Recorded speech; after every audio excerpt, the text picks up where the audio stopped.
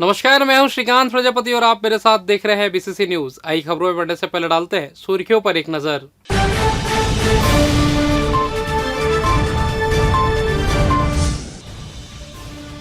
शराब के नशे में धूत नजर आया शिक्षक, वीडियो हो रहा वायरल। दिव्यांगजन दिवस पर हुआ आयोजन, जरूरतमंदों को मिली मदद। छात्रा से छेड़खानी करने वाला शिक्षक हुआ बर्खास्त, कलेक्टर ने की कार्रवाई। चक्रवात का असर हुआ कम, बदली छटने से अब बढ़ सकती है ठंड।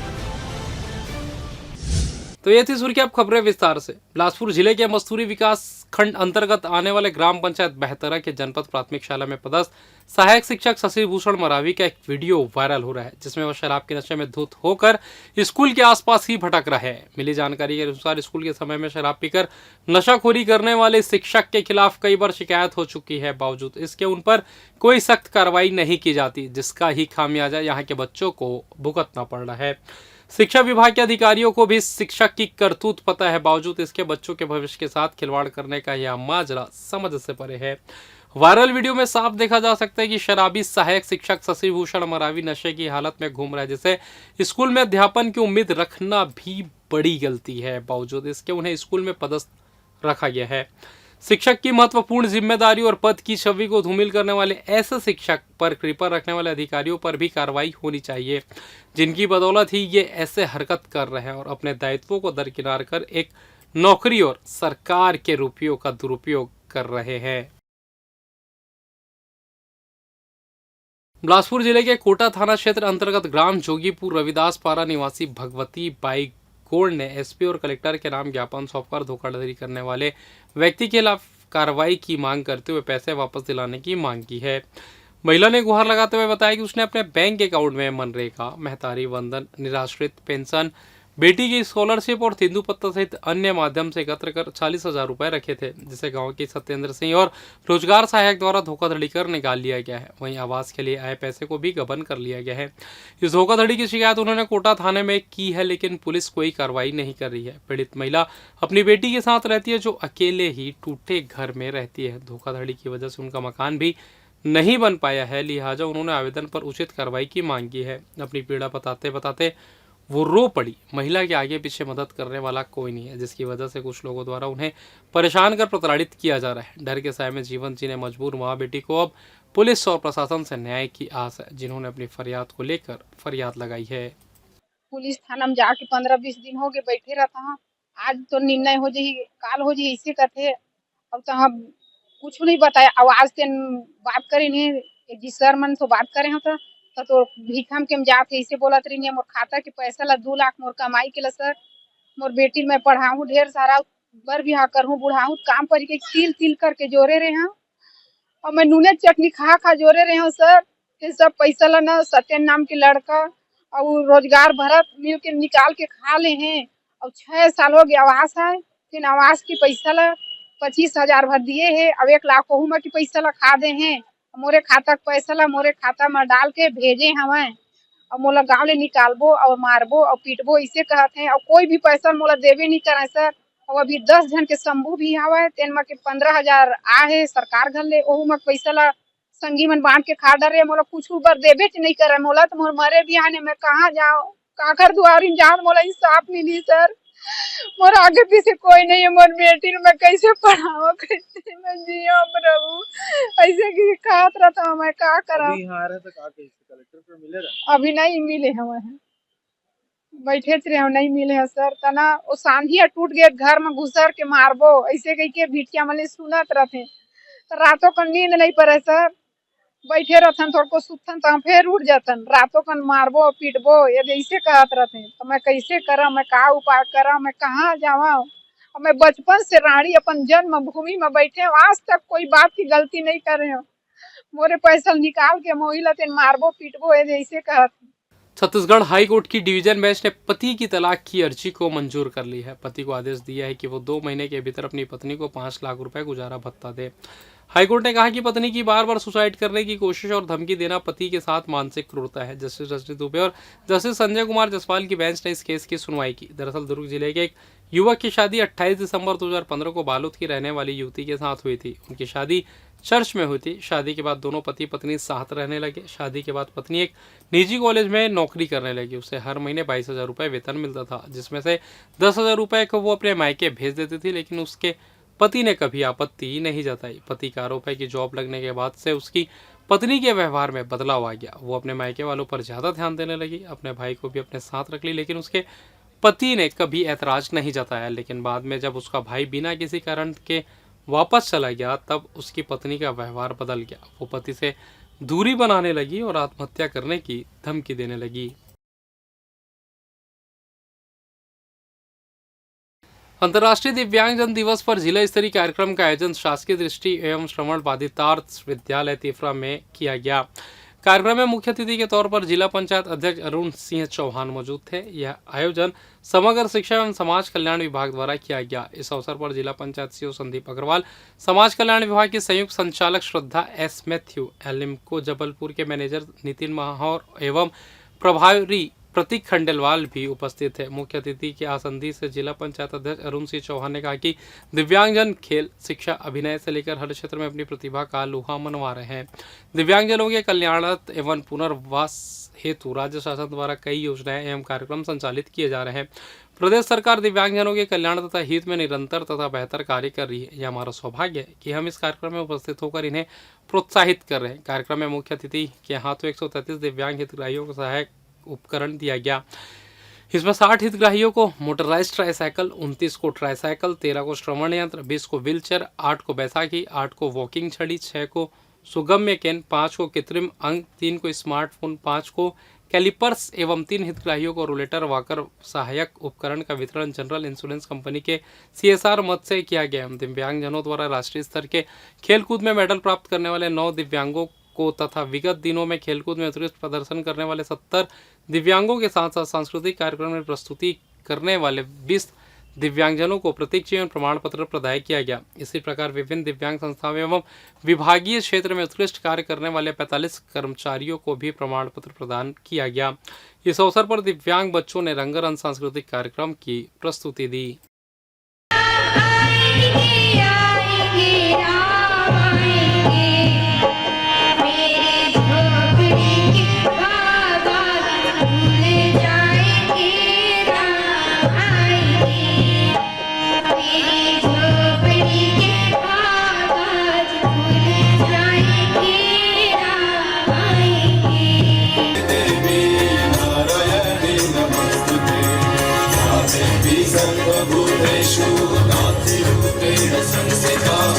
नमस्तस्मै नमस्तस्मै नमस्तस्मै नमो नमः नमस्तस्मै नमस्तस्मै नमस्तस्मै नमो नमः। ऐसी विशेषता, ऐसे गुण दे देती है ताकि उनकी जो कमी है वो पूरी हो जाए और वो हमारे इस सामान्य जनजीवन में रह करके भी अपना उत्कृष्ट स्थान बना सके।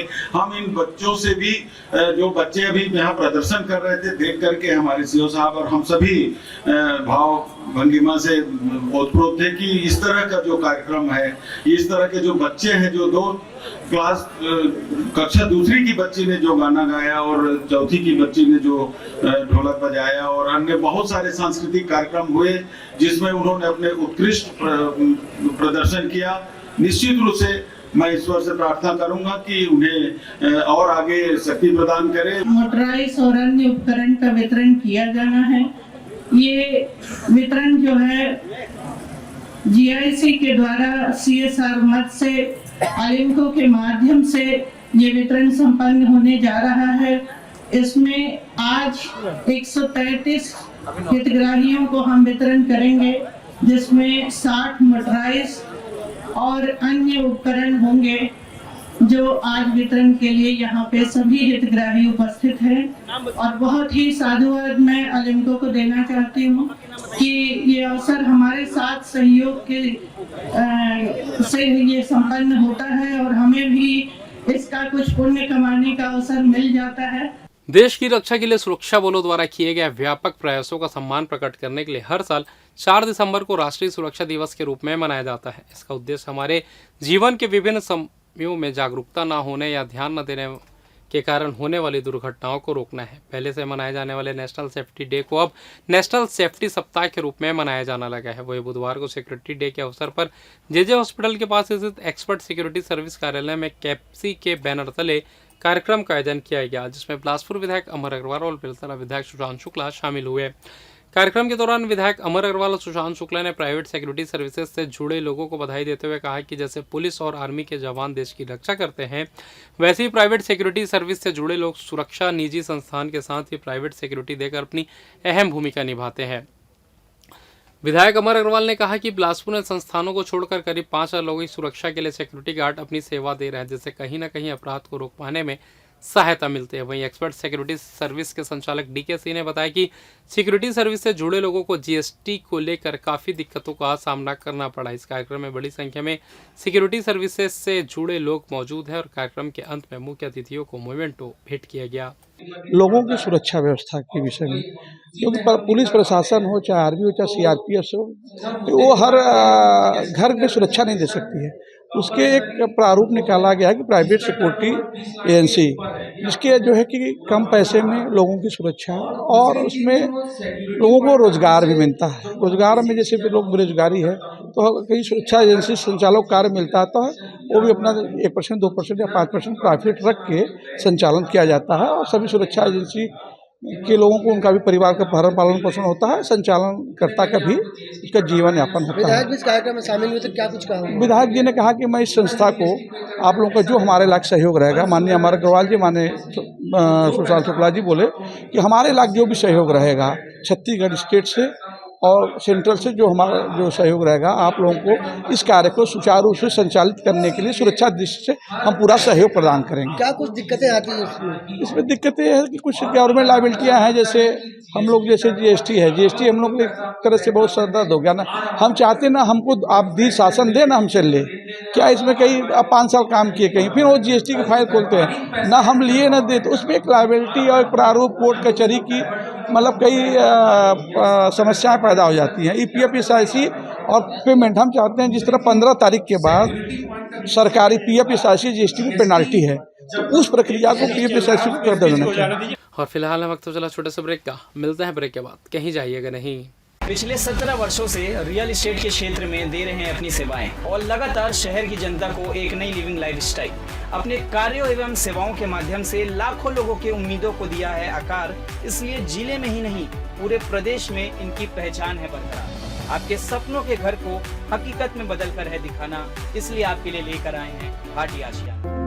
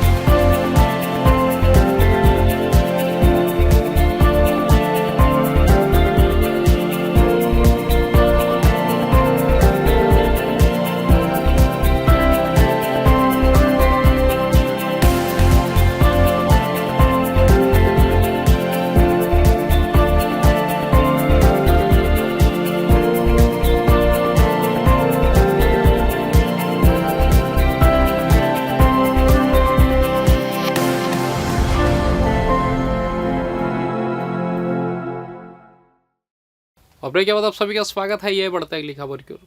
बिलासपुर जिले के स्वामी आत्मानंद उत्कृष्ट विद्यालय पचपेड़ी में संविदा भर्ती द्वारा कार्यरत सहायक शिक्षक विज्ञान प्रयोगशाला के द्वारा विद्यालय कक्षा 7वीं की छात्रा के साथ छेड़खानी की घटना को अंजाम दिया गया था, जिसमें छात्रा के परिजनों की शिकायत पर जांच कार्रवाई के बाद अब जिला कलेक्टर अवनीश शरण ने उक्त शिक्षक की सेवा को ही समाप्त करने का आदेश कर दिया है।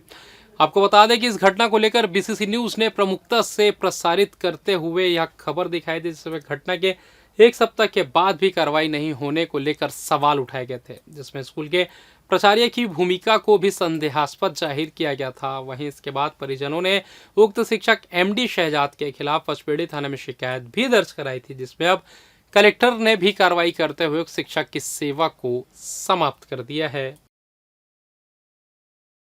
इधर चोरी के अलग अलग 2 मामलों में सरकंडा पुलिस को सफलता मिली है, जहां घटना को अंजाम देने वाले आरोपी को पुलिस ने गिरफ्तार कर लिया है, जिसके कब्जे से चोरी में करीब 1 लाख रुपए कीमती सामान को जब्त किया गया है। आपको बता दें, बंगालीपारा निवासी तेजस्वी वर्मा ने थाने में शिकायत दर्ज कराई थी कि 1 दिसंबर की देर रात टेबल में रखे सोनी कंपनी का कैमरा और ड्रोन कैमरा सहित इलेक्ट्रॉनिक मशीन को किसी अज्ञात चोर ने चोरी कर लिया है। इसी तरह ई रिक्शा चालक प्रार्थी राजू जैन ने भी शिकायत दर्ज कराई कि 1 दिसंबर देर रात उसके रिक्शा के बैटरी चार्जर को किसी अज्ञात चोर द्वारा चोरी कर लिया गया था। उक्त मामले में पुलिस ने जांच शुरू की तो पता चला कि घटना के समय एक संदेही दोनों घरों में आता जाता दिख रहा है, जिस पर पुलिस तत्काल संदेही की पहचान करने में जुट गई, जिसमें पुलिस को पता चला कि उक्त घटना को बंगालीपारा गली नंबर 3 निवासी विकास उर्फ कट्टू महाराज द्वारा ही अंजाम दिया गया है, जिस पर पुलिस ने आरोपी को गिरफ्तार कर जेल दाखिल कर दिया है।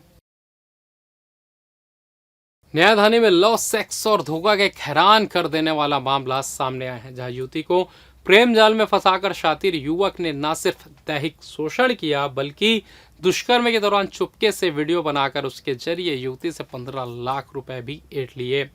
इधर युवती की शिकायत के बाद तारबार पुलिस ने आरोपी को गिरफ्तार कर लिया। पूरा मामला तारबार थाना क्षेत्र का है, जहां रहने वाली युवती ने शिकायत में बताया कि सोशल मीडिया के जरिए युवती की पहचान अहमदनगर पुणे महाराष्ट्र निवासी शुभम भापकर से हुई, जिसने पहले तो युवती को प्रेम जाल में फंसाकर नजदीकियां बढ़ाई और पीड़िता को विश्वास में लेकर उससे मिलने के बहाने होटल में बुलाकर शादी का झांसा देकर दुष्कर्म की घटना को अंजाम दिया, उसका फोटो और वीडियो बना लिया, जिसके बाद पीड़िता को लगातार झांसा देकर शारीरिक संबंध बनाता रहा और पीड़िता के द्वारा शादी करने बोलने पर शादी करने से आनाकानी करने लगा। यही नहीं, उसने फोटो वीडियो को वायरल करने की धमकी देकर पीड़िता से अलग अलग किस्तों में 15 लाख रुपए भी ऐंठ लिए। इधर मामले में युवती की शिकायत के बाद तारबार पुलिस ने आरोपी की तलाश शुरू की। इसी दौरान साइबर सेल के माध्यम से आरोपी का लोकेशन पुणे अहमदनगर मिला, जिस पर थाना प्रभारी जेपी गुप्ता के निर्देश में तत्काल एक टीम पुणे रवाना की गई, जो लोकेशन के आधार पर दबिश देकर आरोपी शुभम भापकर को एक होटल में मिला, जिसे पुलिस ने गिरफ्तार कर बिलासपुर लाया, जहां से उसे जेल दाखिल कर दिया गया है। बिलासपुर के भारती नगर निवासी राजकुमारी मानिकपुरी बीते 29 नवंबर 2024 की शाम 7 बजे से घर से लापता है, जिनकी तलाश परिजन कर रहे हैं। वहीं उनकी गुमशुदगी की शिकायत भी सिविल लाइन थाने में दर्ज कराई गई है। महिला के परिजन लोगों से अपील कर रहे हैं कि कहीं भी यह महिला दिखाई देती है या कोई भी जानकारी मिलती है तो तत्काल या तो परिजन के फ़ोन पर इसकी जानकारी देने की कृपा करें या आसपास के थाने में जाकर इसकी सूचना देकर इस महिला को ढूंढने में उनकी मदद करें। बिलासपुर में चक्रवाती तूफान फेंगल का असर कमजोर हो गया है, जिसके चलते मंगलवार को आसमान में बदली छट गई और धूप निकल आई। इसकी वजह से दिन का तापमान 23.6 डिग्री से बढ़कर 30 डिग्री सेल्सियस तक पहुंच गया। वहीं रात में तापमान सामान्य से करीब 7 डिग्री अधिक रहा। इधर मौसम विभाग ने बंगाल की खाड़ी में नमी युक्त हवाओं से बुधवार से ठंड बढ़ने की संभावना जताई है। मौसम विभाग के अनुसार बंगाल की खाड़ी से प्रचुर मात्रा में नमी आ रही, जिस कारण प्रदेश के कुछ हिस्सों में बादल छाए रहने और हल्की वर्षा की संभावना है। बिलासपुर समेत प्रदेश के शेष हिस्सों में मौसम शुष्क रहने की संभावना है। प्रदेश के उत्तरी भाग में न्यूनतम तापमान में गिरावट होने की संभावना है। मौसम साफ होते ही 4 दिसंबर की रात से ठंड का एहसास होगा। पहाड़ी क्षेत्र पेंटर रोड में भी सर्दी बढ़ेगी। और फिलहाल इस बुलेटिन में बस इतना ही। मुझे दीजिए इजाज़त, फिर होगी आपसे मुलाकात। तब तक देखते रहिए बीसीसी न्यूज़। नमस्कार।